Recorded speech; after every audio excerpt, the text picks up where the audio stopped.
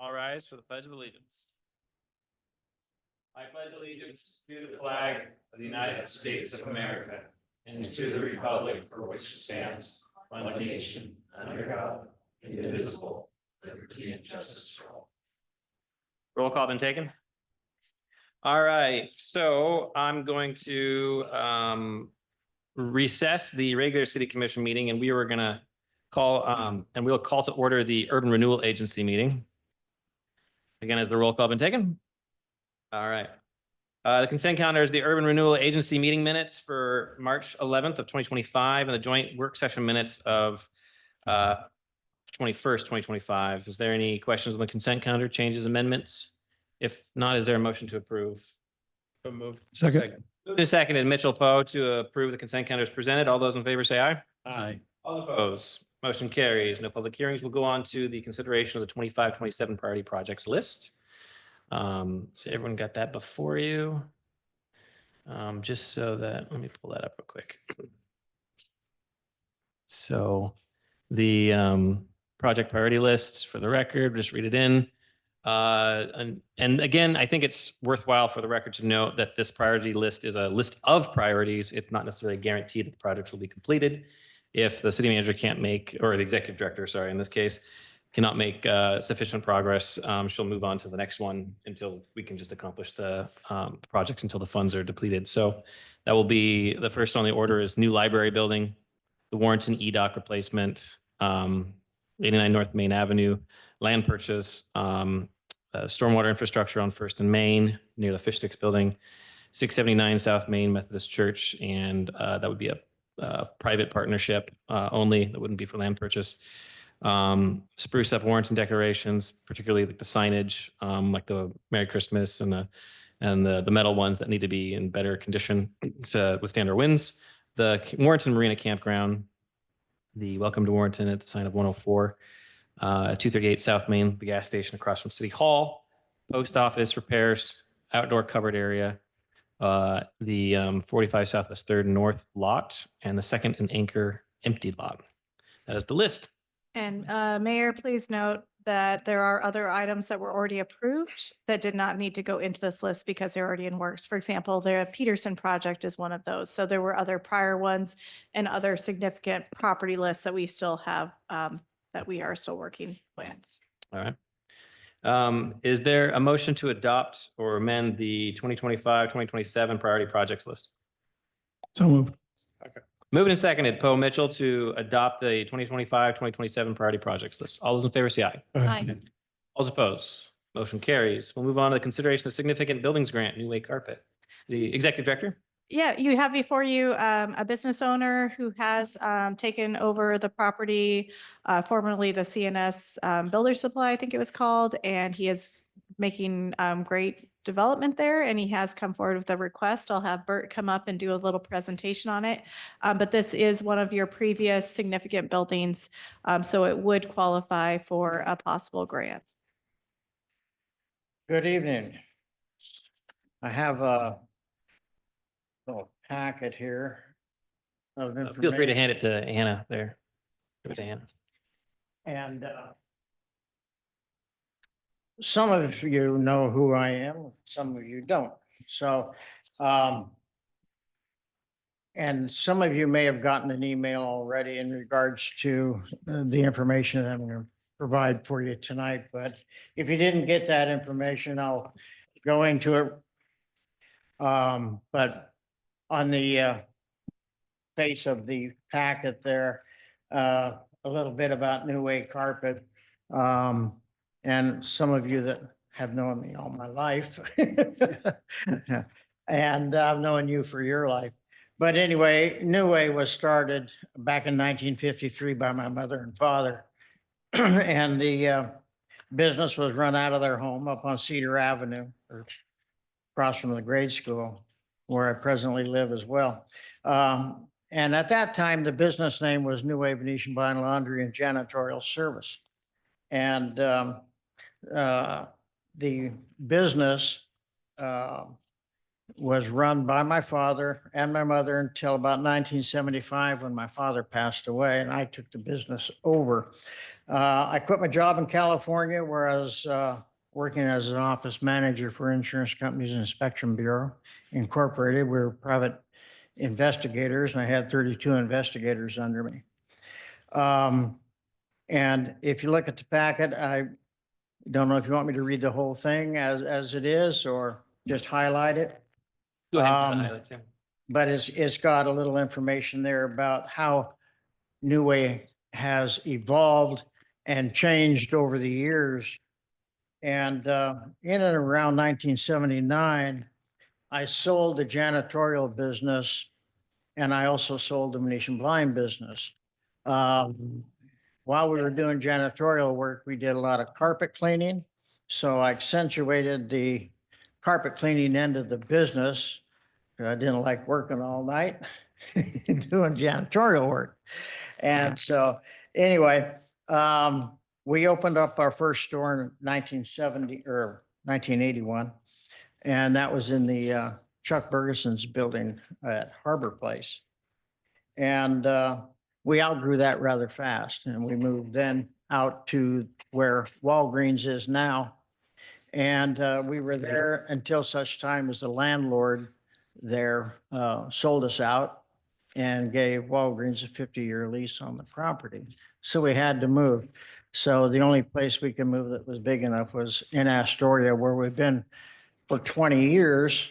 And so our landlord there kept raising our rent to the point where it was astronomical. And so when the Warrenton Builder Supply building came up for purchase, that was our move. It gave us a place to go. It was the only thing, I mean, we need a lot of room. And so that building provides us with a lot of room. Needs a lot of work, which is why I'm here. And so anyway, we've been hard at it and resurrecting the building because it had been neglected for quite some time. On the second page, it tells a little bit more about me. I'm a Vietnam veteran. I joined the service right out of high school, thinking that I would be able to get some veterans benefits for college. And plus, the Navy had the best photography school in the world in Pensacola, Florida, and that's where I wanted to go. But we were at war, and Uncle Sam says, I'm sorry, but you're not going to go to Pensacola, Florida. You're going to go to Norfolk, Virginia. And so anyway, I went there to go to school and was trained for a very specific job. I came out of there with a crypto top secret clearance, which is the highest that you can get in the country. And I then went to the Philippines for a year and a half. And from there onto an aircraft carrier and became a top secret courier. And I'd fly off the aircraft carrier into Vietnam and then out to Subic Bay, into Japan, and back into Chulai. And so anyway, I got out of the service in 1968 after 4 years. And I spent 2 years with the Navy Reserves and got an honorable discharge in 1970. I stayed in California after I got out of the service because I had met my first wife there. And I was right out of service, I started selling insurance. I went from that to a loan officer for United Finance in San Bruno, California, and then from there to the position I had when my father died, which was working for Insurance Companies Inspection Bureau Incorporated. And so, and I was manager of the Fresno office. And then when my dad passed away, that got me out of California and my young son that I had custody of. And so we came back to Warrenton, took the business over, and we've been doing it ever since. We've modified the business in several different ways. Like I said, we sold the janitorial business and the Venetian blind business. accentuated the carpet cleaning, and that just kind of went along with carpet repair, carpet installations, and then into sales. And we've built the business since then around floor covering. And we still do, of course, the carpet cleaning as well. We'll never get rid of that. That puts us back in the homes of people that we've installed flooring for. And we don't only do carpet, but we do every type of flooring that you can think of. And so the next page is a layout of the building that is in question here. And I've drawn it out pretty much to scale. And I have in the building right now another business, which is Christie's Cabinet and Design. She was with us in Astoria as well, and she moved out with us. But she deals with contractors as well as private homeowners in selling cabinets. It's a win-win situation for her and us because she brings people into our store. We have customers come in and we're a one-stop shop. You can get your cabinets, your blinds, your flooring, your tile, everything you want. And so she's there. She's committed to staying with us as long as she's in business. And I'm going to bring in one more business. So there'll be 3 businesses in that building.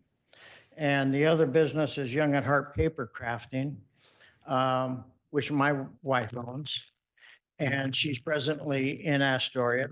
And she's going to move her business into one section of our business, our building, which you can see on the drawing, that she'll take up one section of the warehouse area. That area was developed prior to our buying the building and was an office space. I'm not sure. Somebody told me that Lisa Lampion had a photography studio in there for a little while. But that area was pretty much demolished because the building was left unattended. The roof leaked terribly, and there was a lot of damage done in that space. And so we have cleaned up that space, and within the next 2 months, Young at Heart Paper Crafting will be moving in there. She draws ladies from all over the Pacific Northwest. It's amazing how far people come to do paper crafting. And she has classes on Wednesdays, and people come from, like I say, all over. And then she also does what she calls a midnight crop, where she gets a group of ladies that come in and do paper crafting till midnight. Twice a year, they go all night long. And it's kind of funny that, you get 10 or 12 people, women, that will go from 5 o'clock at night to 5 o'clock in the morning doing paper craft. And so anyway, she draws people, like I say, from all over the Northwest. It's got quite a reputation. Okay. The next page has to do with some of the renovation that we've already done in the building, so that we could get into the building. We had to, number one, replace the roof on that warehouse section. And then to get the showroom set up where we could move our business from Astoria to Warrenton, we had to do a lot of reconstruction inside the building. We jackhammered concrete, poured concrete. And then that list there, LVP, carpet, and the baseboards are all things that we had put into the building in order just to move into it. And then on the next page is another list of what we spent on the roof, which was $60,000. And then I had, after the roof was put on, new gutters put on. And that was, there's a little bit of a mistake there. It's not 17,000, it was $1,745. So I made a little mistake there. And then we had to clean up a lot of debris and pour concrete, paint. And we ended up buying a forklift and a scissors lift to help us with the renovation of the building. And so that we could move. And so we still have those. And we re-insulated the entire warehouse. We didn't have any insulation work in the showroom area, but the warehouse area, we had to completely re-insulate because there was so much water damage. The next page, where it says $60,000 and it says done down at the bottom, that was for the roof. That was the contractor that we had hired. And my mortgage holder insisted that we have that roof replaced before they would finalize the mortgage. So the day that we got the keys to the building, they were on the roof and replaced the roof. And then here again, we had to have the gutters replaced as well. So the next page, that's just to show you what the contractor quoted us, and what we ended up having to pay was exactly $60,000. And then the next page is where the gutters were put on, and that was $1,745. Okay.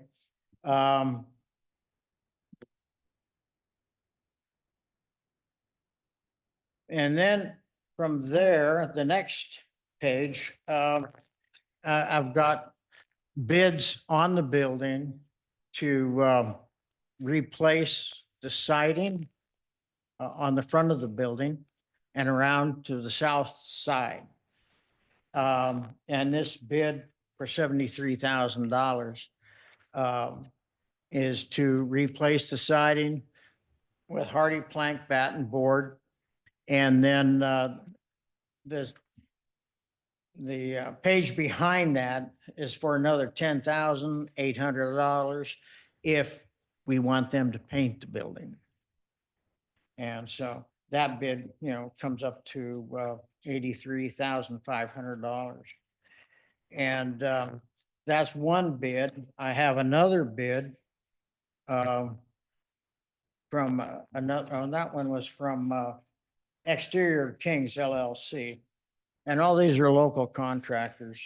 And then I have another bid from Northwest Roofing and Construction to here again, do the front of the building and down the south side. The north end of the building is in good shape. There's no problems there. And that bid is for $86,000. So they're within a few $1,000s of one another. And then there's one other section of the roof, which is over the showroom, that has not been replaced. The only place the only area that got replaced on the roof was the warehouse. So the flat roof, which is above the showroom, has some leaks in it. And so to repair that, or actually put down a new roof, they would take up the old one. Change out any sheeting that needed to be replaced, and then put down new sheeting and a new flat roof. And that bid was for $45,248 to replace the roof in that section. I got one other bid besides that from another contractor, which is Paget B&R. And his bid is for replacing the siding on the front of the building, down the or the south side, and also the back. The back of the building also needs to be replaced. The hard is T111 right now, and there's a lot of rot in it, especially down around the bottom. So that's eventually going to get replaced or has to be replaced. And his total bid to do basically the front of the building, down the side and the back, would be 130,000. And so I don't know how much you can help us with, but there's a lot of work there to be done. And people are ready to go as soon as I can give them the word, if I can get enough money together to do it. We plan on being in the building forever, I guess you could say. Our daughter and her husband are working in the business, and they basically, Sean runs the crews. We have right now 4 crews, and he runs those, makes estimates, and does what I used to do. And my daughter runs the showroom. And our granddaughter also works there part-time. And so the idea is to fix this building up, keep it in the family, and have it a family-run business. And I'm 2nd generation. There'll be 3rd generation. And who knows after that, might be 4th generation. But I'll be happy to answer any questions that you might have. Agency board members? Any questions of a applicant? And I might just clarify for the urban agency, is your ask if it was in total approximately 130,000, give or take? You mentioned a couple different numbers. One was for the entirety of the back and sides, and then one was a couple different projects together. But roughly, when you total those, it's about 130,000. Is that correct, or was it a little more? Yes, excluding the roof. Okay. Yes. And the roof was about 40, I think, 45,000. Okay. And I do have a couple other contractors that are going to be giving me some bids, because I thought that might be a little high. So I'm trying to get that down. And but they haven't gotten back to me yet. So Commissioner, what was you, were you asking a question? I'm sorry. No, I wasn't. I have a question. Commissioner Slauson? How has business been since you moved to Warrenton? It's been phenomenal. Yeah.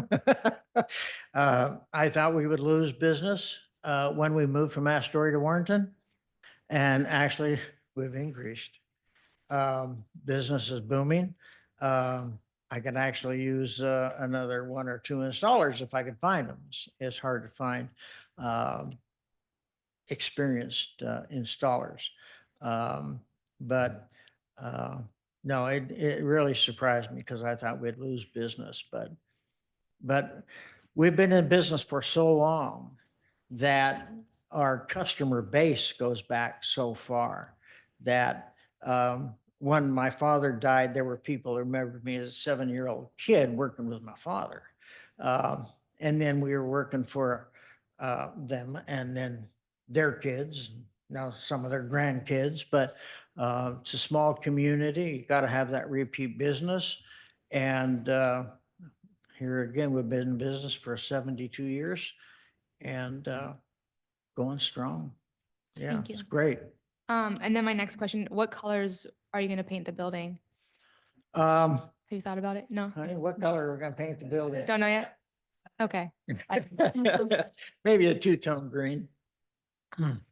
That's okay. That's all I had. Thank you. Thank you. Is the flooring involved in this ask at all? The flooring page? And what Is that involved in this ask that you're asking for the? No, No, that's that already was- been done. That was previous. That's yeah. already been So done. if I read the packet correctly, and if you minus the capital equipment, which was your forklift and scissor lift, that would mean that so far to date, minus the mortgage, 173,688 has been spent to Yes. date. Okay. And then 450,000 for purchase, correct? Gotcha. Yes. So that's a total of 623,688 to buy and repair. Yes. Um, and, um, and apologies if you already said it. I was doing some number adding. But, so we have, so you have the bid for, The The- total, Mayor, if that's what you're looking for, if Yeah. you were to include the roof, would be approximately 170,000 all that's the told. total for For remaining roof to do. And the exterior, et cetera. So the 3 projects he mentioned was approximately 170, given the bids he has Okay. for it. All right.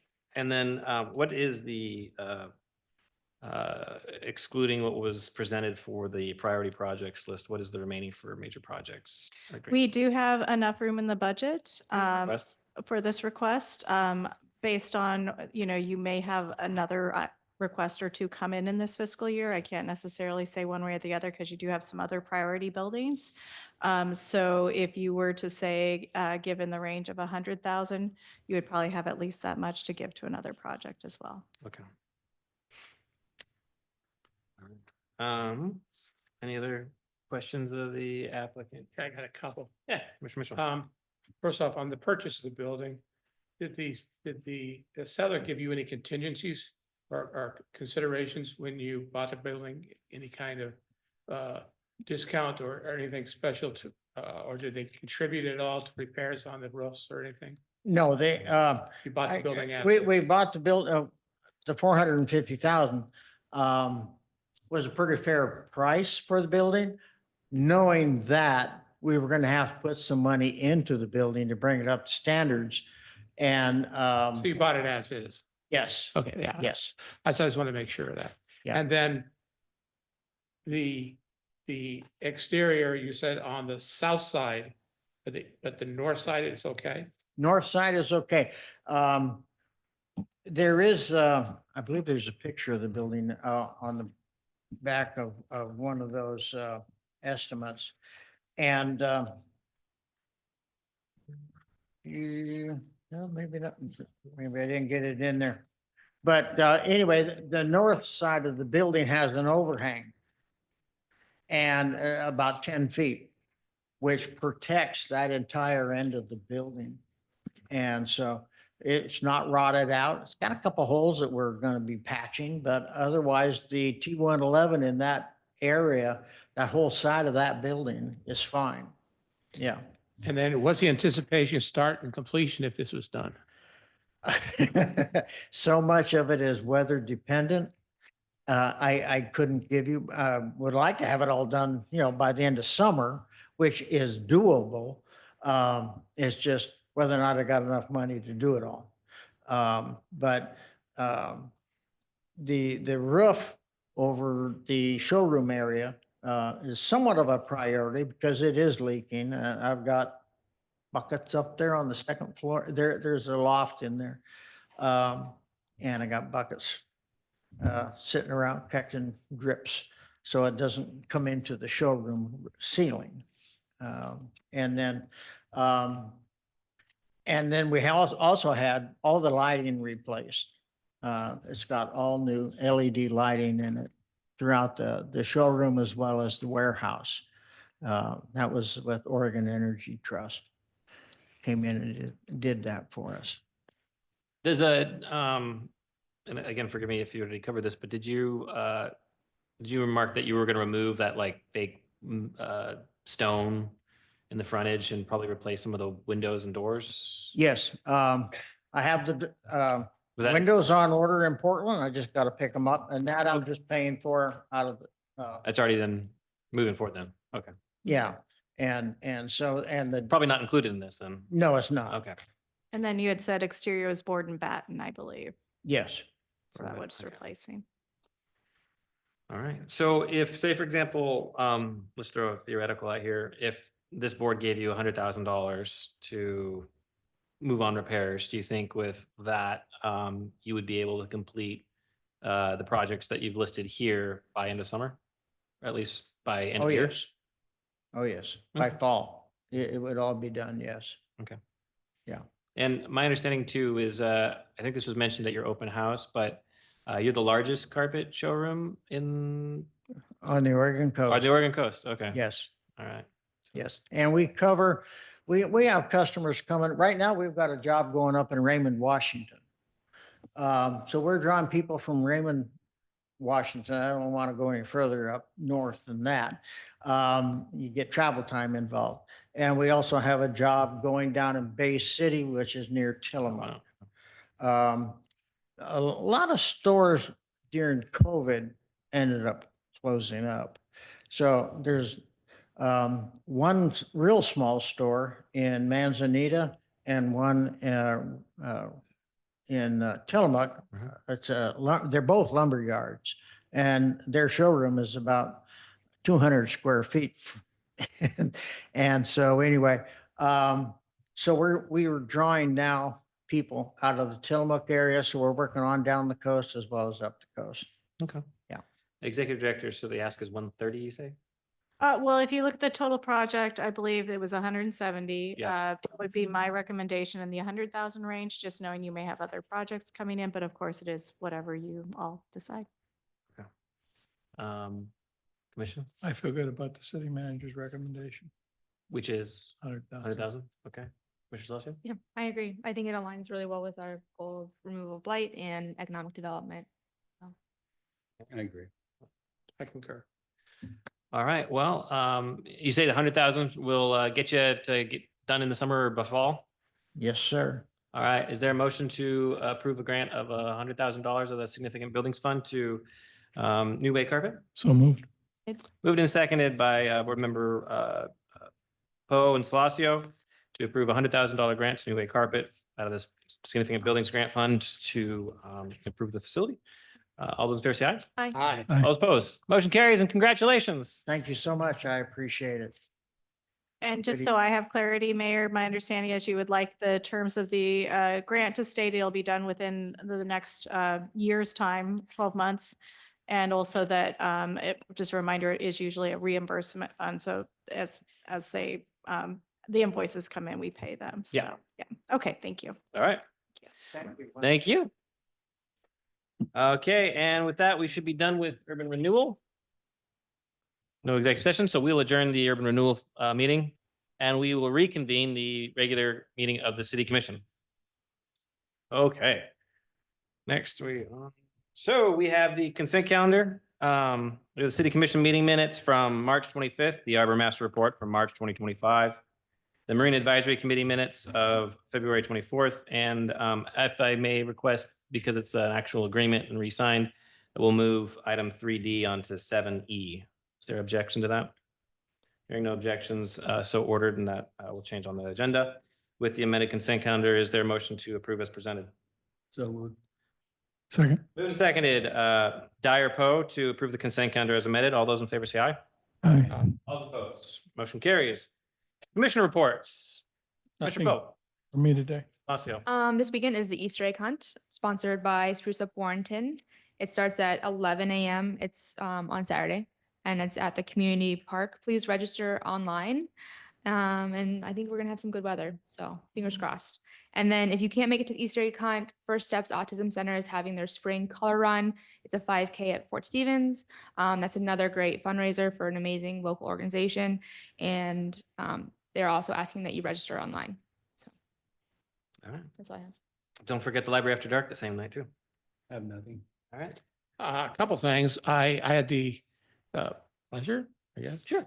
To attend the mayor's meeting on yesterday. It was my first one. I thought it was very interesting to see. I was surprised by the amount of people that came.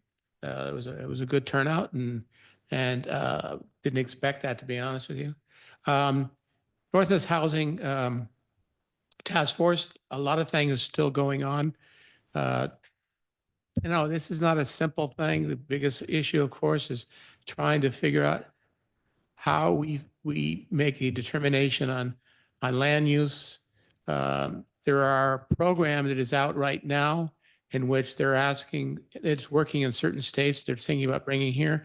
Part of that program is where cities and government agencies join to help subsidize and turn short-term rentals into long-term rentals. I think you have to be able to have those funds available to help subsidize that. And it doesn't work in every city, but it is something to look at, and it is working in cities throughout the United States where they have a preponderance of short-term rentals to stop having short-term rentals and instead having long-term rentals that can be utilized by the people who live and work in the community that they're in, and being able to have a quality home to move into, but then making sure that the investor who bought a short-term rental still has an ability to create the revenue, that the reason they purchased a program in the first place. So it is something that's still being looked at. I think that has merit in some cases, but I also worry that there may be a certain amount of cost to small cities like ours that it would be difficult to say we're going to subsidize your program by $18,000 a year. That's good to say, but where do we come up with the $18,000 a year? I think that it makes sense for maybe larger cities, but places like Cannon Beach, for instance, is seriously looking at this. Cannon Beach is the one who brought it to the table. But particularly in cities our size, I think that would have to be looked at much more closely. Yeah, thank you, Commissioner Mitchell. City Manager? I just wanted to note our new city planner, Jeff Adams, will be starting with us on April 16th. Awesome. All right. City Recorder? None? I'll just note, because I didn't get to say it at the last meeting because I wasn't there, but had the pleasure after the Ways and Means Committee to taking the legislative leadership and the Ways and Means Committee to Iredale Inn to have some good old fashioned karaoke. And from reports I've heard from representatives and senators who weren't there, but reached out to find out what was so much fun in Warrenton and how they could come next year. So I'd say we made an impact in an unorthodox but great way. All right, well, we'll move on to public comment. So at this point, anyone wishing to address the City Commission concerning items of interest may do so. The person addressing the commission must complete a public comment card and submit it to the city recorder prior to the meeting. All remarks will be addressed to the whole City Commission and limited to 3 minutes per person, and the commission reserves the right to delay any action if required until such time as they're fully informed of the matter. We have before you written comment that has been submitted. One from Dr. Cyrus Javity, who is a dentist, about fluoridation, and that's written and in the record. We have a variety of memes, I guess you could say, and links from Jana Dean, who lives in unincorporated Warrenton. That's also entered into the record. And then Susie Bouncefer has submitted 2 different packets as well for the record as well as written. Do we have any public comments from the Zoom? No. All right, we do have one in-person public comment card, Susie Bouncefer. No need to say your name and address for the record since it's on your card.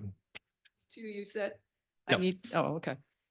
Well, I would like to say that I'm thankful that you guys have brought this up. I think it's very apropos. 13 years ago, I was diagnosed with both a thyroid and a brain problem and told I would be dead soon.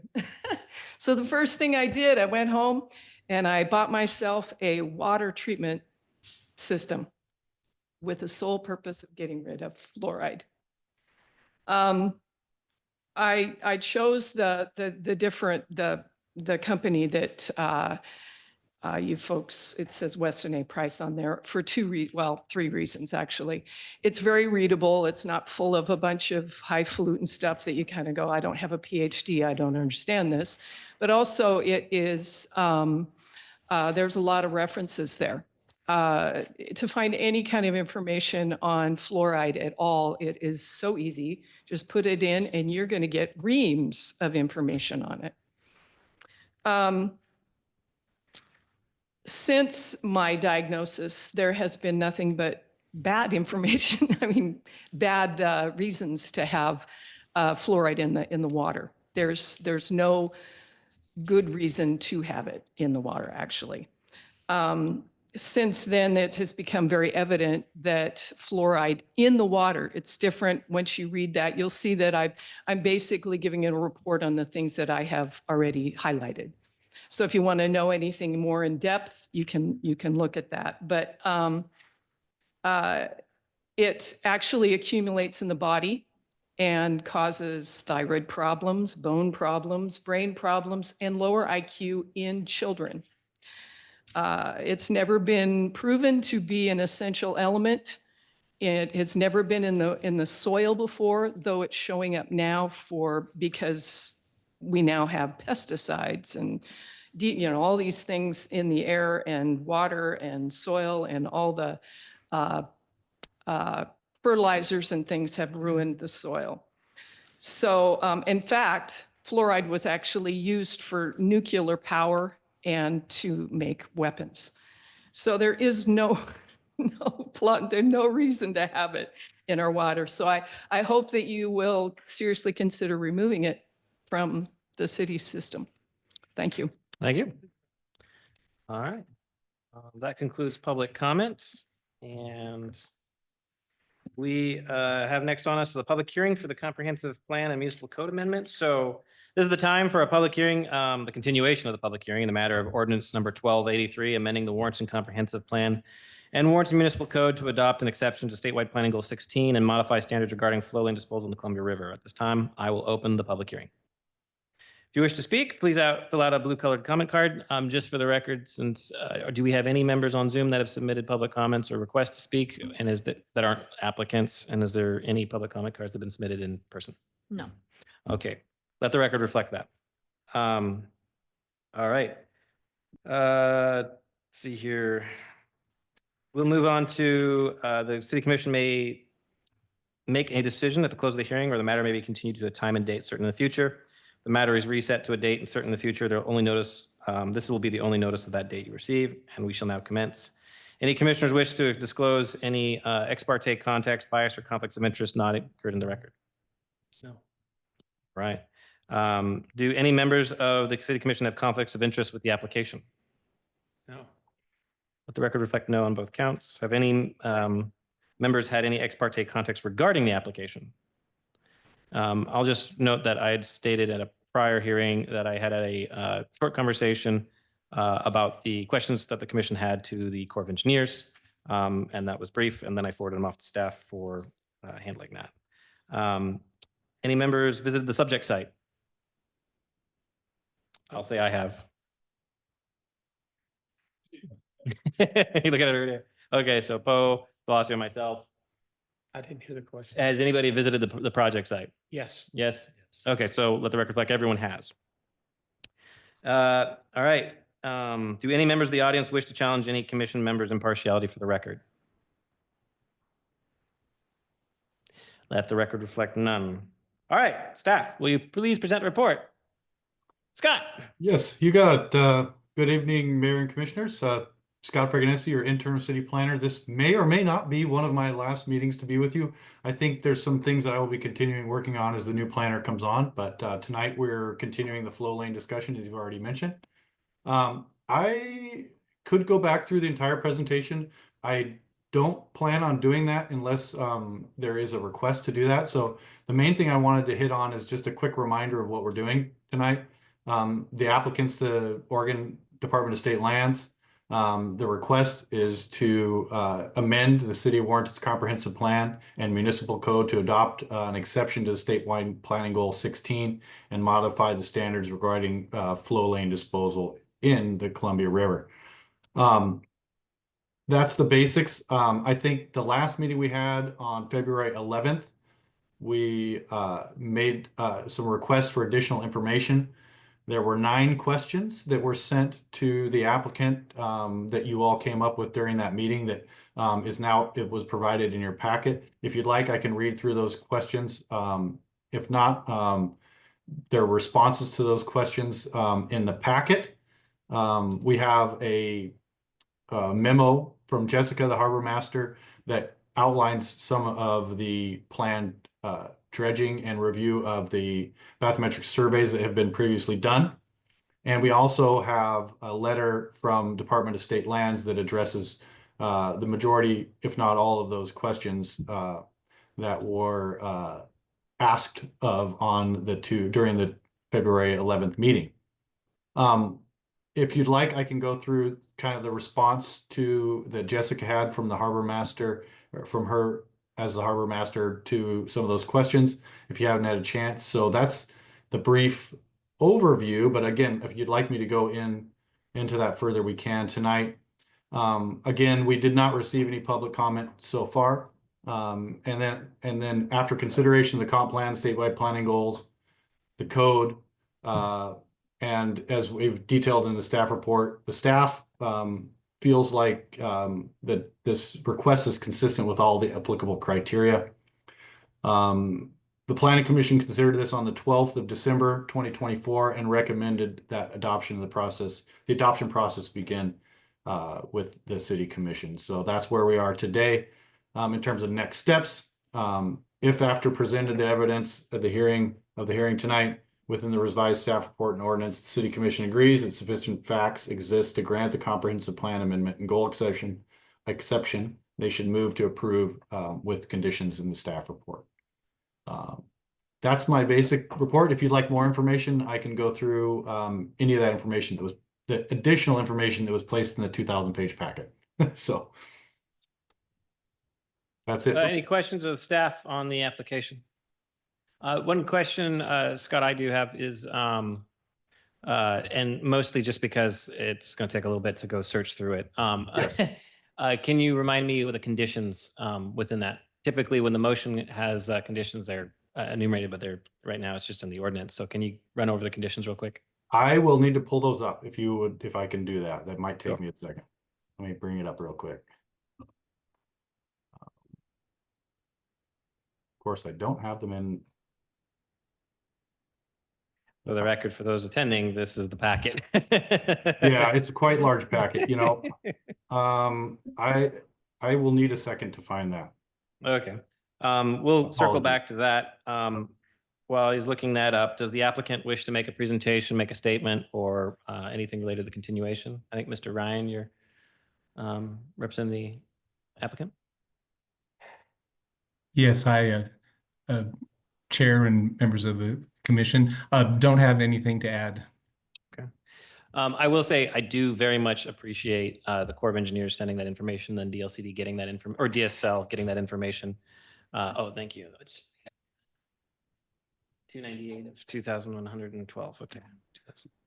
2000. What I will note, 298. What I will note is that we learned something that we didn't know prior from this multitude of old records that got sent in, and I think that was very illuminating. One of which, for the commission's benefit, page 137 of the packet, which is actually page 3 of the design memorandum from the Corps of Engineers, dating, I don't remember where it's even dated, but is that under item 6, it talks about local cooperation, that the pile dikes that are along the river stretch there, that we had concerns about, all work proposed in accordance with the Authorizing Act requires local interest to provide without cost all lands, easements, and rights of way, make all necessary highway, bridge, and utility alterations, and hold and save the United States free from all damages due to the construction. And lastly, but most importantly, maintain and operate the works after completion in accordance with regulations prescribed by the Secretary of the Army. And it says in this next section that in 1962, the Port of Astoria, organized under the law of the state of Oregon, provided the necessary assurance to act as the sponsoring agency, which tells us that the Port of Astoria is actually responsible for the pile dike maintenance. And I don't think that's actually ever been done. And it outlines a maintenance plan, and it outlines the cost of that maintenance, and goes on to the, how they were designed and engineered. I would suggest that at some point we forward this off to the Port of Astoria just so they're aware, because I'm pretty sure they probably don't know themselves. Otherwise, we would have known this beforehand. So I just want to thank DSL for getting the answers, especially as quick. I know some of these are pretty old records, so they're probably not easy to pop up.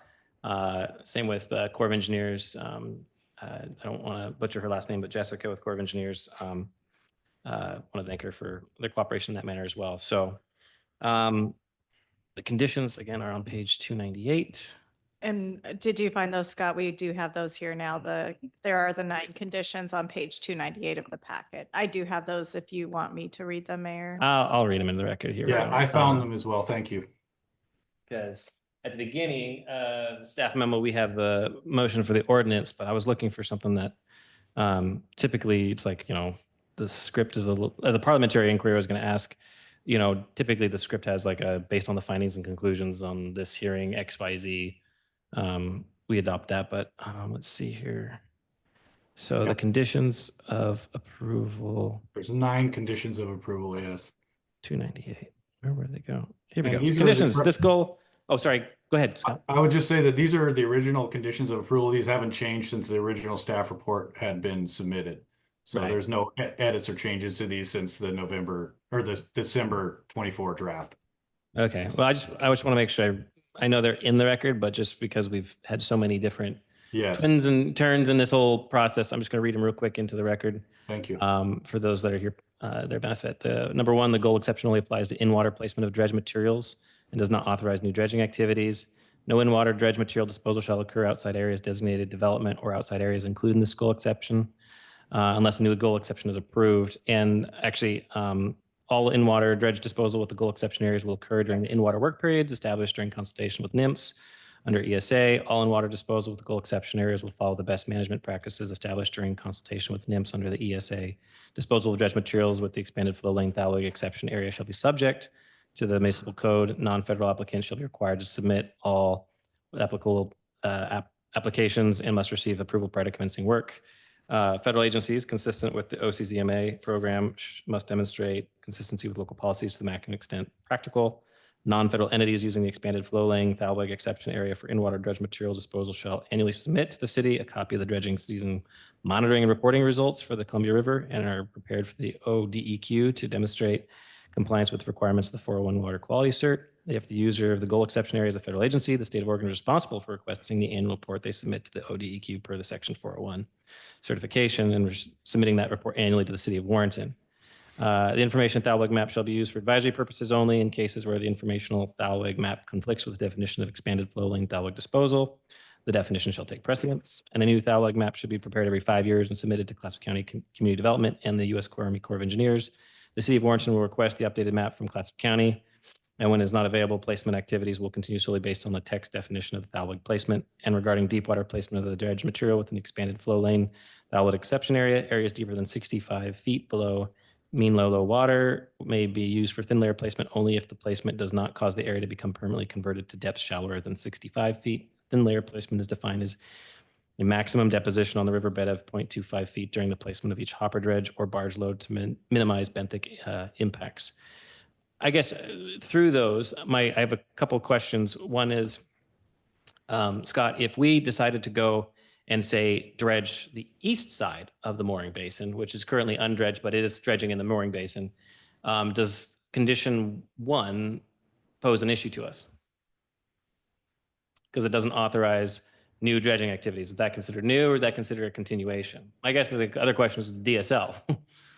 Yeah, I think that's interpretation, but I think it is a continuation of existing. But that, again, that could be interpreted by another planner differently. But I think if Bill has it, or Meg might be able to help with that as well. Yeah, from DSL perspective, I'd have to look at the actual authorization for that. But once again, this is about the deposition of the material, not about the dredging of material. Yeah, if I can just add some clarity, this is Meg Reed from Department of Land Conservation Development. The purpose of this condition is just related to ensure that this goal exception is only for the disposal of flow lane material. But of course, new dredging can occur. It just is, it would go through the normal process to have that happen through a permit, or if it needed a goal exception or whatever would needed for that particular area or existing dredging or whatever. This is just saying that you can't get to do new dredging through the goal exception itself. Right. And I know the goal exception is pretty narrow because it's only a big strip of land in the thalweg area to begin with. So, all right. Is there any other questions? All right. Is there a, all right. So we have to go into there's no questions of the applicant, no questions of staff. Move into public testimony portion of the hearing. So we'll open the public testimony portion. Is there anybody wishing to speak in support of the application? Let the record reflect none. Is there anyone wishing to speak in opposition? Let the record reflect none. Is there anyone wishing to speak neutral? Let the record reflect none. All right. We will close the public testimony portion of this hearing. All right. On this, is there a motion to, based on the findings and conclusions of the January 28th, 2025 staff report and additional information provided in the April 8th agenda packet, to conduct the first reading by title only of ordinance number 1283? So moved. Second. Moved and seconded, Commissioner Poe, Commissioner Dyer, to, based on the findings and conclusions of the January 28th, 2025 staff report and additional information provided in the April 8th, 2025 packet, to conduct the first reading by title only of ordinance number 1283. All those in favor say aye. Aye. Oppose. Motion carries unanimous. Ordinance number 1283, an ordinance approving the changes to the Warrenton Comprehensive Plan as described in ordinance number 1283, subject to the recommended conditions of approval. All right, we're well on our way. Thank you, everybody. Thank you. Thank you. And then, let's see here, we'll move on to, we have the Hammond Transmission Water Line, Phase 1, advertised for bids.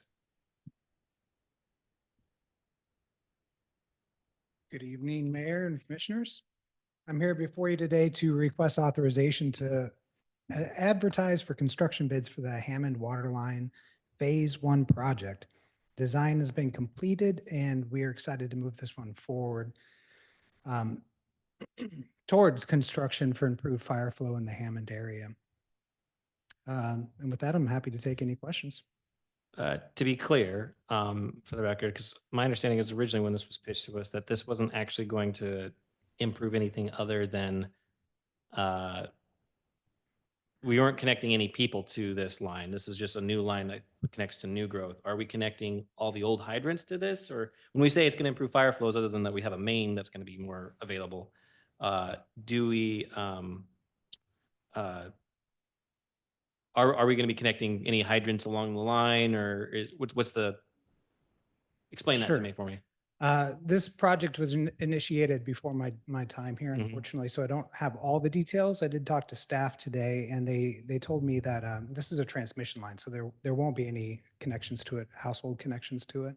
I'm unsure about the fire hydrant connections, but I believe the whole purpose of the fire flow improvement is to get a larger volume of water into the Hammond area, since it's kind of at the end of our service. It doesn't line. loop, yeah. I believe it is what Public Works Director Gorman's stating. It is getting more flow pressure out to Hammond, which will then benefit all of the residences, including the fire hydrants as well, because once you've got the pressure out there from this transmission line, once it's fully connected, they won't be connected right away. This Right. is only phase 1, but once they're all connected, you should see better water pressure out there because the old lines are so low pressure and old. Right, but I guess, help me, maybe my brain's fried from reading to the other pages. When we get the new line and we're not connecting new hydrants and we're not connecting the old lines, how does the existing residents then get any extra pressure? Catching me? Once they're all what- connected. Well, I believe it's about when you open up a fire hydrant, there's a large demand for water. And so this enlarges the size of the pipe, allowing more water to be in that area for. But we're not replacing the existing pipe, are we? We're just, because we're not connecting everybody else to it, right? We're just putting in a new main, are we not? That's what it was sold to me originally. So this transmission line going out to Hammond, the intent is to get more water out there. Right. So, but when we say connection, we are connecting at the main out there. We're not connecting residences directly to it. So I believe we're talking a little bit apples and oranges here. So we're still connecting to the main. We're not just running a transmission waiting for the loop to occur. Well, so we aren't connecting right away though, Right, because this it is is phase phase 1. 1. Yeah. But when we have gone through phase 2 and 3 or whatever it takes to get out there and we connect out there, this isn't just a loop. This is the new water line that It's a goes out to bigger Hammond. connection. It's a bigger pipe. to It is a connect. bigger pipe than is existing. So we'll be decommissioning the old transmission? Eventually, that would be the goal. Okay. Yes. And then also, if I, in maybe memory there was a few late nights on this one. Sorry. So, I believe you. you can imagine if you get this on Wednesday, it's not a quick read. So my remembrance of the original project was it started at Alder Creek Bridge and went up to Hammond. But from here, I'm seeing only 13th. And I just can't remember if we did that project or already somewhere, or if and so we're just continuing it off 13th, or if the project, and somehow I was mistaken, the project's always been at 13th at Tansy Point and worked its way up. That would be, that would have to be taken back to the staff to get more details on Can we that. just get an answer to that next Yeah. meeting? Or in, whatever, so. All right, at least it's finally happening too, though, so. Are there any questions of staff related to the project? If I remember correctly, this was originally $1 million and now we're at what, $6 million? Probably 7 by the time we get Yeah, phase 2. so get it done before it costs us $10 million. I mean, it's just expenses are going up and we should have done this. Hindsight's 2020, I get that, but we can't keep waiting. Yeah. Mr. Powell? Yeah, from my understanding is that the hydrants that I've seen tested sometimes only come up with 450 gallons a minute, a few blocks off of Main and Hammond. And this, I think, will bring them up. Once it's connected to the old transmission lines, those should come up to more like 600 or something like that. So it is going to get more water to the hydrants right away as soon as they connect to them. Once it gets connected, but again, that's years out, so don't expect to turn the thing tomorrow. Yep. But it is some of the hydrants are very, hook up to them. I mean, in California, they didn't have much water at their hydrants. If we had something like that go on and you don't have water at your hydrants, then you've got a problem. I know when Point Adams is running full board, that water pressure drops significantly out there too, so. That too, the hydrants. But anyway, I just wanted to mention that. Thank you, Commissioner Poe. Any other questions of staff? Is there a motion to authorize advertisement for construction bids for the Hammond Waterline Phase 1 project? So moved. Second. I'm going to go with Dyer Poe to authorize the advertisement for construction bids for the Hammond Waterline Phase 1 project. All those in favor say aye. Aye. All those opposed? Motion carries. Next, we have the raw waterline RP1 easements. Yes, RP, actually, might be a correction for the record. RP2 is the one we're discussing tonight. This is for the easements on that portion of it. And to refresh, because you're going to hear a lot of RP2, 3, 1 in the future. To refresh on this project, this is a phased project to replace the critical pipeline that carries the raw or untreated water from our creeks and rivers to our water treatment plant. Last week, we were here to get your approval to go out for construction bids. And the item before you tonight is to approve the signed easements we've collected from private property owners. There's 3 permanent utility easements and 3 are temporary just for our construction. And I'm happy to take any questions. Any questions of staff? Is there a motion to approve the city manager execute and record the easement agreements for the raw waterline RP2 project? So moved. Second. Moving in second, it's Delacio Dyer to approve the city manager to execute and record the easement agreements for raw waterline RP2 project. All those in favor say aye. Aye. All opposed? Motion carries. We'll have consideration of Fort Stevens Guardhouse street closure. All right, staff received a road closure request of Russell Drive in front of the Fort Stevens Guardhouse from First Avenue to Pacific Drive. And I'm requesting your approval to close Russell Drive until May 19th so that Burmick Construction can complete waterproofing and electrical upgrades for the Fort Stevens Guardhouse foundation. When do they plan on doing this work? I'm sorry? When is it scheduled? They'd like to start as soon as possible. So as soon as we get the wet signature, we'll give them the go ahead. I think in discussion, we talked about this was closed before and didn't cause any significant problems. Last year, it was closed in the same area to do the initial work, and we didn't receive any complaints at that time. All right, is there a motion to approve the proposed road closure for Fort Stevens Guardhouse renovations? So moved. Second. Moving seconded, Dyer Poe to approve proposed road closure for Fort Stevens Guardhouse renovations. All those in favor say aye. Aye. Aye. All opposed? All right, motion carries. Request Thank for you. support, Frolic and Lark. So this is a request that was submitted by Nicole Byan from Frolic and Lark. And I think Commissioner Sloss, you probably know more about this than I do. So if you want to give a rundown on it. Sure. Yeah, so Frolic and Lark is not only a children's play studio with plans to be in the Outpost, the 60 South Main, the old Fenton building, but it's also going to provide much needed after school care. So Nicole is asking for support from the City Commission in order to apply for the latest Business Oregon grant, which would allow her to have access to significant resources to be able to build out that space. All right. So is there Mayor, before you take a vote, just a point of order. I don't know if Commissioner Salacio wants to declare any conflict of interest Yeah. in voting. I will not be voting because the service will be in our space and she could be a potential tenant. So just because that's a conflict, I will abstain. okay. Agree with that? I had one thing. Is this the lady who came and spoke to us? Can we- That was first steps, I believe. Okay, different. Yeah. Was Okay. that last meeting or something like that?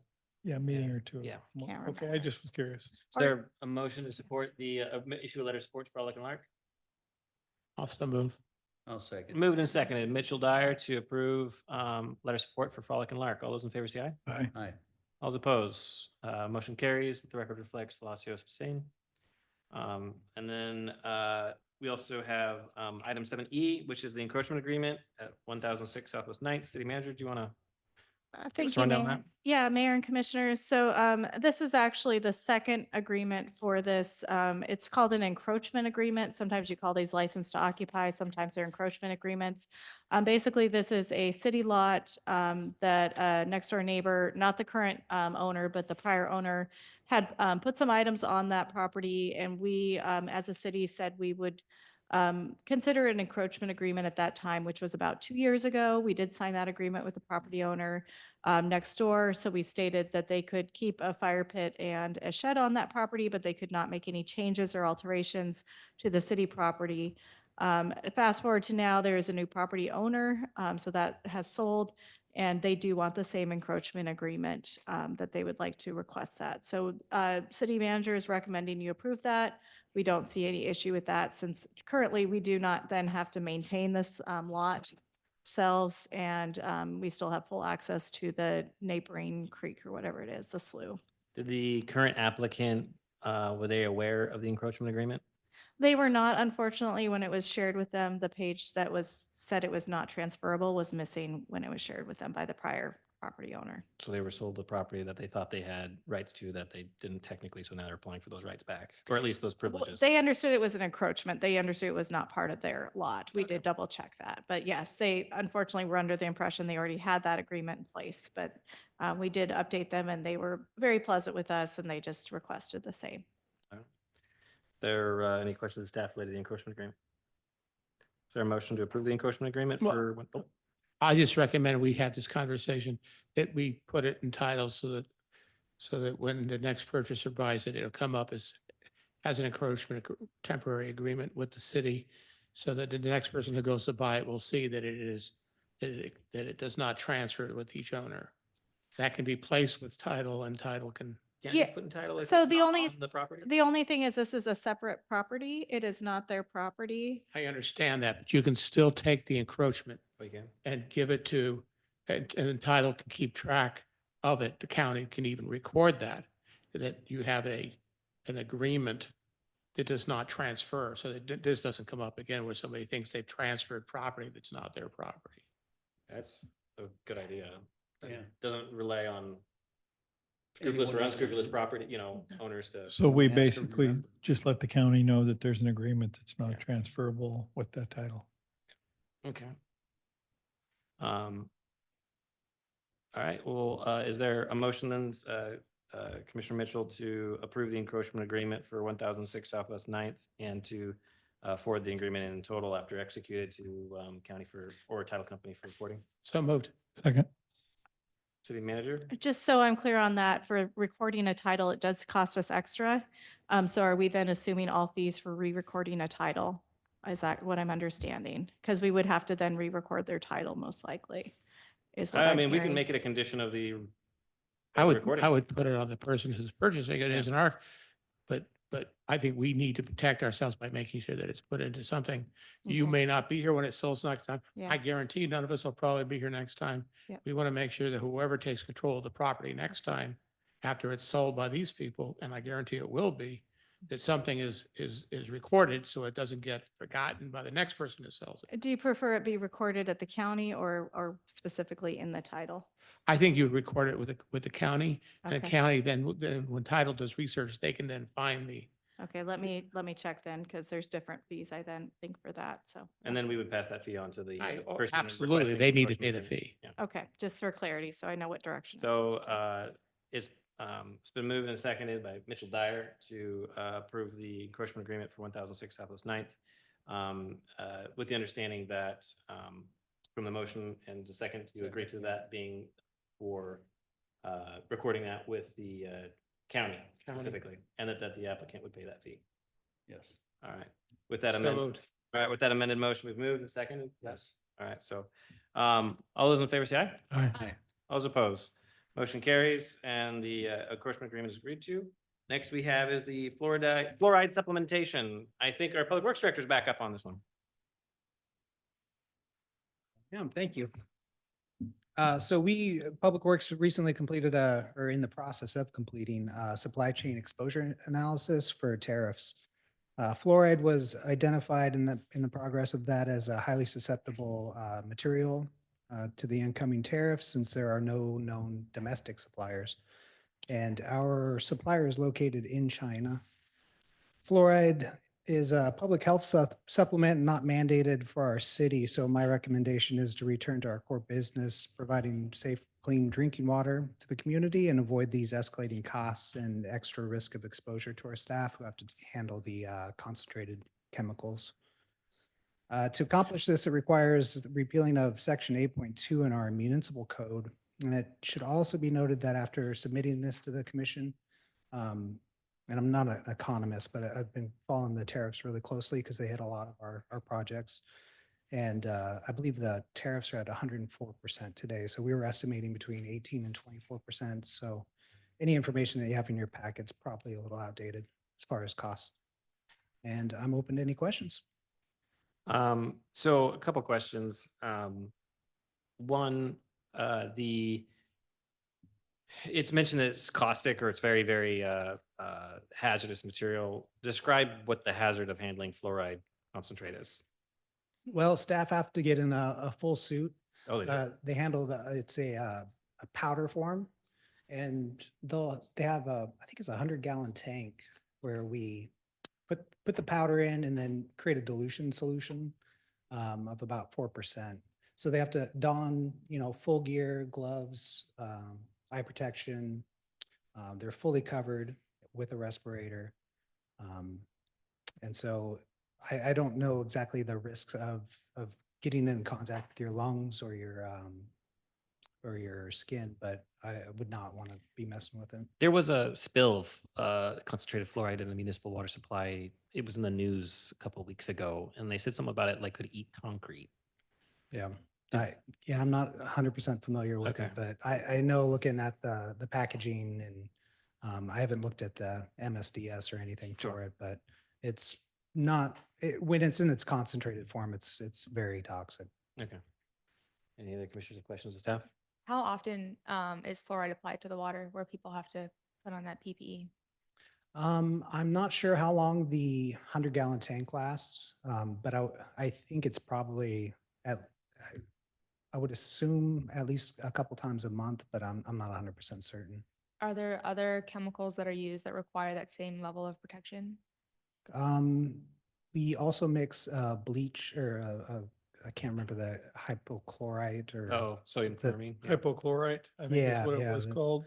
the chlorine solution. That also gets the same process. Okay, so removing the fluoride won't change this part of the workers. No, the work still has hazardous materials. And another piece I didn't touch on is also we are required to pay fees for having storage. storing hazardous materials on site by the amount of pounds that we have. And so this essentially doubles the amount of fees that we'd have to pay. Who do we pay these fees to? I'm not 100% certain. Or We, the government, have to pay fees to some other governmental entity ostensibly to it, store hazardous material that's mandated or Well, was. this one's But not mandated. it was, I think, at one point, but Yeah. Probably EPA, I would think. that's just kind of crazy to me.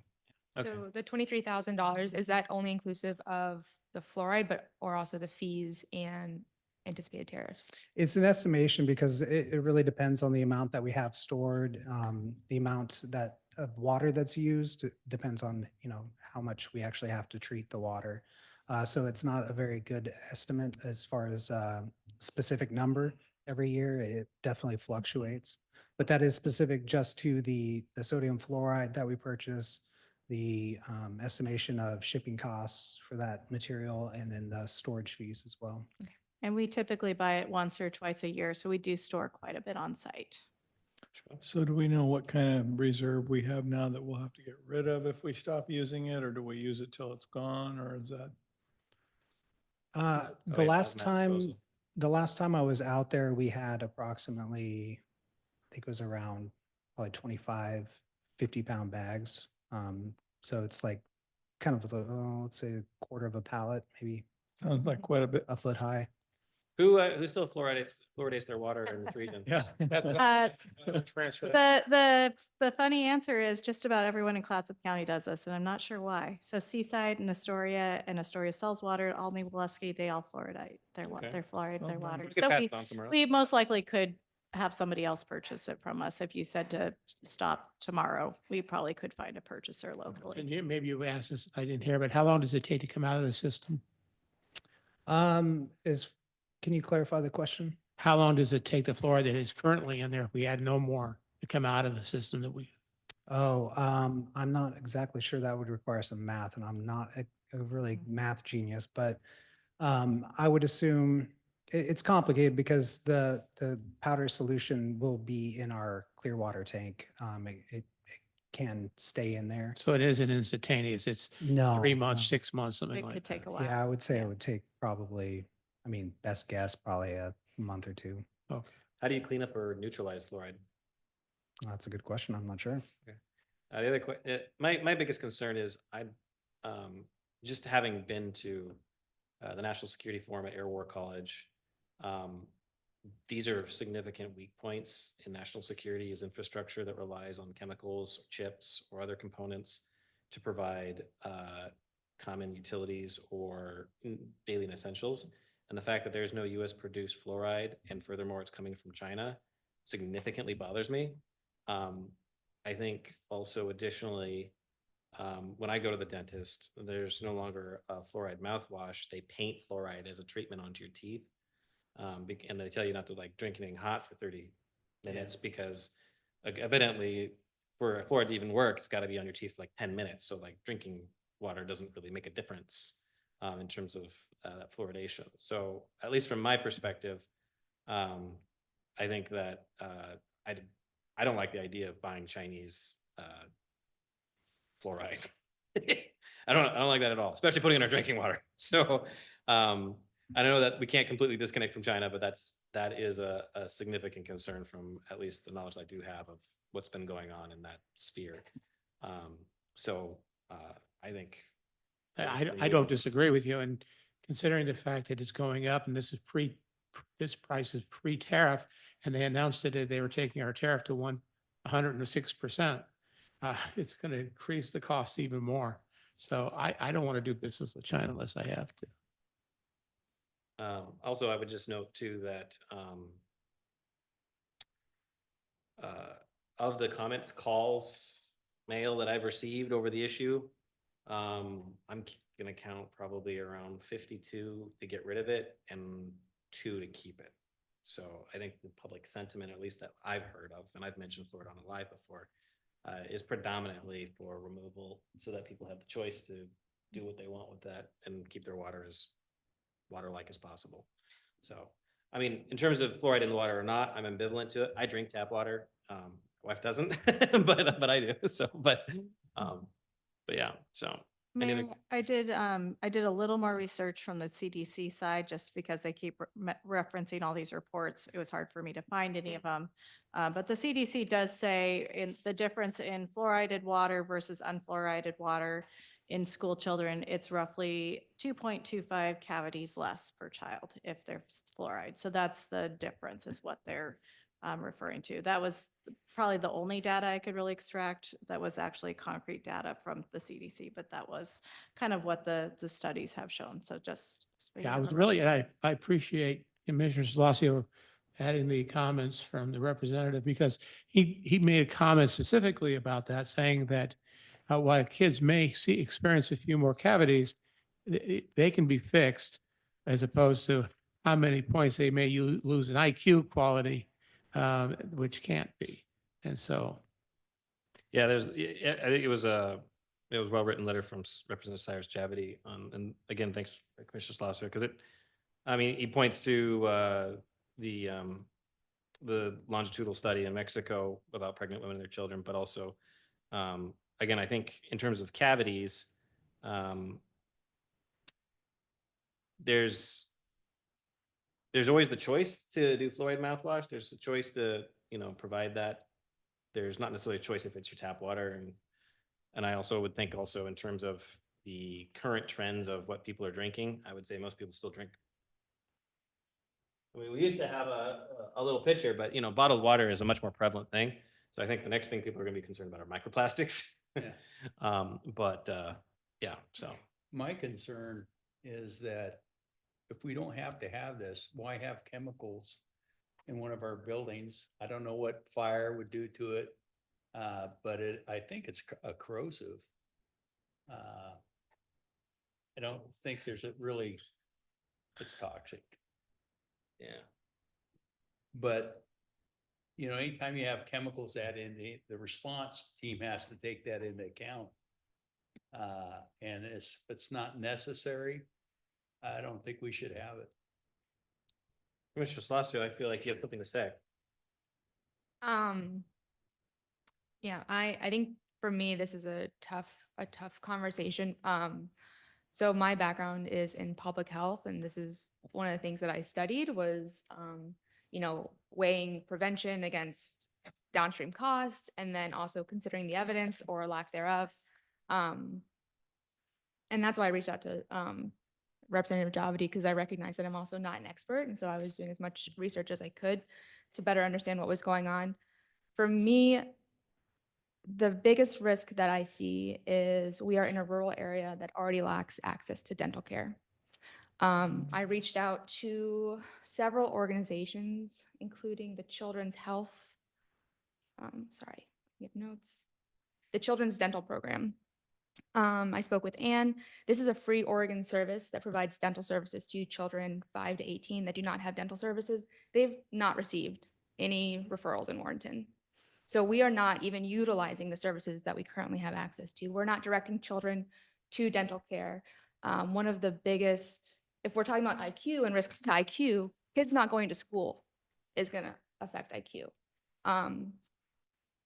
Thinking about the $23,000 that's saved by not moving forward with this, I would love to see that money directed to, getting a dental van in schools, improving public health education around fluoride or teeth brushing. I agree that there's a lot of unknowns and risks, and it's worth always weighing the evidence and revisiting and using the best information possible to make the best decision for our community. But we don't have a backstop. We don't have an alternative to provide the community right now. And that's where my biggest concerns come in, because if kids aren't going to school because they have cavities, I think we're doing a disservice to the community. How many kids are we seeing not going to school from cavities versus just truant kids? I don't have that data, Okay. but I could certainly reach out to the schools to ask. Because I mean, I just know that like the state legislature has been seeing a massive truancy issue across the state, and they're actually considering fining parents for not making their kids go to school. And that's, I think, more of a parenting issue than it is, I mean, obviously it has ancillary effects, but I guess the other question, so are you suggesting that we do remove it and then give a donation, or are you saying that we send a letter to the school district stating that, fluoride's being pulled out of the water, your school nurse or what they have got going on. I mean, there's a major turnover going to happen in the school district right now. Yeah. Um, And again, these things don't exist in a vacuum. It's a very complex system of challenges that we have to navigate. I just have more, I think, hesitation since there's a lot to unpack here. So that's my perspective. okay. But I recognize the community's concern and I do appreciate all of the public comment that's brought forth because it's important. It's what we drink. But at the same time, there are a lot of toxic things in our water. So if we're going to have a real conversation about this, we need to be using the same evidence, and water is toxic as well. So we need to be on the same page if we're going to really unpack what's going on. All right. Well, I mean, the question is, do we move forward with a hearing? Commissioners. And just a reminder, you don't have to do a hearing unless you desire. It is an ordinance amendment and it is not land use. So you do not have to do a public hearing per our city code. We don't have to do an Just ordinance the here? ord- Okay, we can just Yeah. pass the ordinance by title? No, Don Shaw wanted me to make sure and mention that. very interesting, okay. We're just used to land use so much that it's. Yes, yeah. we do a lot of land use public hearings. All right, okay, well, I would say that for it's not bad to have a public hearing on the issue, considering that, give another opportunity for the public to hit at it instead of just make that decision in a vacuum, if everyone's okay with that. Yeah, I think we should have a public hearing on it. And then we can move for, amendment to it'll be a one. Do we have to do first and second reading, or can we just Change order. hold the hearing and then move on it? I'll have to check on that. So you are Since the saying hearing you'd is going like to to be do pro a forma in public the sense hearing. that it's not required by law. but I we're doing believe you may be able to do first and second adoption, but I'll have to check. it. Okay. Yeah. All right. And just to note, it's very interesting. CCA actually provides free dental van services in Astoria and Seaside, but not Warrenton. And That would be Providence, an interesting thing to discuss with the county as to why they don't provide it in Warrenton. I know Providence Health also has a dental van in Seaside. I couldn't get hold of them, but I was doing outreach to try to get a better understanding of the resources that we have here. I'm probably So- reading that too. And I believe they would be able to get fluoride treatments if that van were to be able to come here, I think. Okay. So is the commission okay with moving forward with we'll have a public hearing before ordinance change? Yes. Recognizing that it's not required by law, but that we'll do it as a member I'm good with it. modus of public transparency? Yeah. All right, so I think that does that. All right. And then go to the order. Commissioner Poe, Nothing for me today. Satya, Nothing. Commissioner, Manager, to recorder. I do have one thing, and that's just the talk of the I had heard there's been several kind of, I guess, hullabaloos, for lack of a better term, in the Juniper neighborhood. Everything from fires to animals at large to livestock killed. And so one of the reports that I'd heard was that the fire department had difficulty opening the fire hydrant at the structure fire that happened on Juniper. And I confirmed with staff that in fact that was the case, that it was a very stiff fire hydrant. I know before we've had members of the community come and question about our fire hydrant maintenance and operations. I know that we don't have the staffing in Public Works to test, flush, and paint all of our fire hydrants, because I know it's not happening now, and it hasn't historically. And so I will reiterate that I think that this commission should consider that perhaps Public Works could contract with the fire department to do that. And I know that some towns actually mark by painting their hydrants different colors to denote the flow if they do a flow test.